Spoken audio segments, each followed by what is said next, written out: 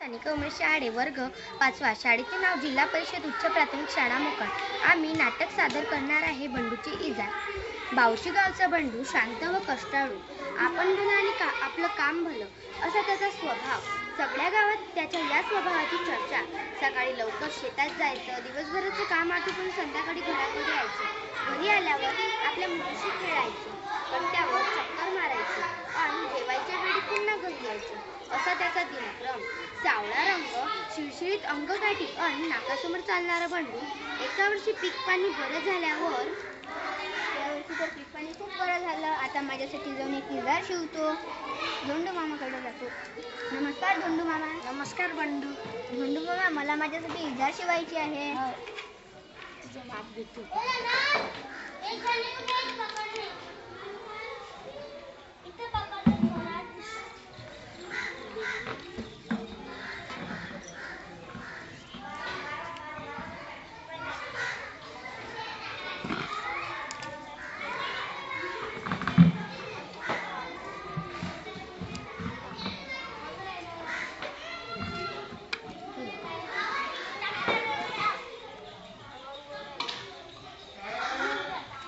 बंडू मामा, माझी इजार किती दिवसात शिवून मिळेल? 2 दिवसात मिळेल तुझी इजार। बरं, मग झाल्यावर मला फोन करता। हो। इजारीचे माप सांगून बंडू घरी जातो।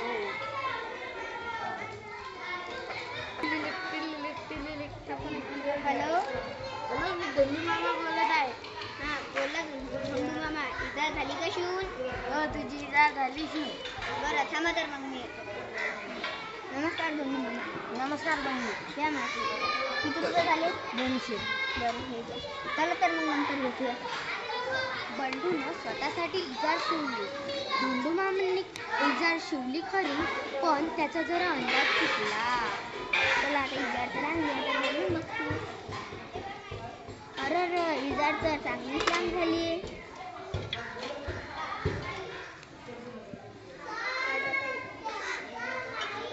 इजार तर 4 बोट लांब झाली। आता परत धोंडू मामाकडे जायचं म्हणजे, अगं माझी इजार जरा 4 बोट कमी कर। घातलीस का? अहो सकाळी सकाळी आणखी काय आहे, मला नाही जमणार। निताच्या शाळेत जायचं, जेवण बनवायचं, मला नाही जमणार। असं नाही म्हटलं, सुभेकडे जाऊन बघतो। सुभे, माझी इजार जरा 4 बोट कमी करून टाकशील? घालतेस का? नाही दादा, मला उद्या अभ्यास पडलाय, आता कॉलेजची वेळ यायला सांगते। आता मी पण नाही म्हटले, आता इकडे जाऊन बघतो। आई, अगं आई, माझी इजार जरा 4 बोट कमी कर। तुझी इजार इथं वरच्या कापून कापून माझ्या हातात तुकडे पडल्यास। आईने इजार एका कोनाड्यात फेकली। बंडू हिरमुसला होऊन शेताकडे गेला।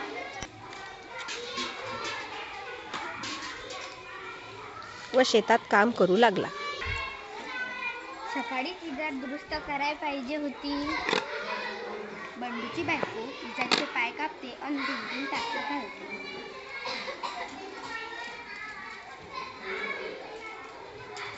किती राबाचं कष्ट करून मला कॉलेजला पाठवतात, विद्यार्थ्याचं इतकंही काम करू नये। बंडूची बहीण इजारचे पाय कापते, दुमडून टाकी घालते। इजार खेकल्यास किती पोरगा राबतो। बंडूची आई इजारीचे पाय कापते, दुमदूम टाके घालते।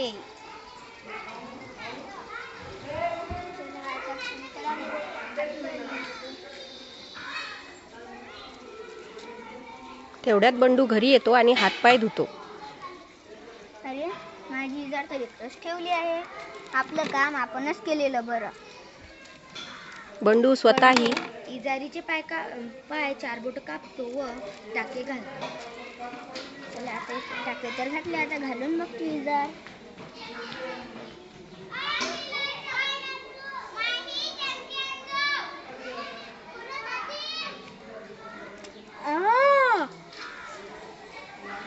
सगळेजण आश्चर्याने पाहतात।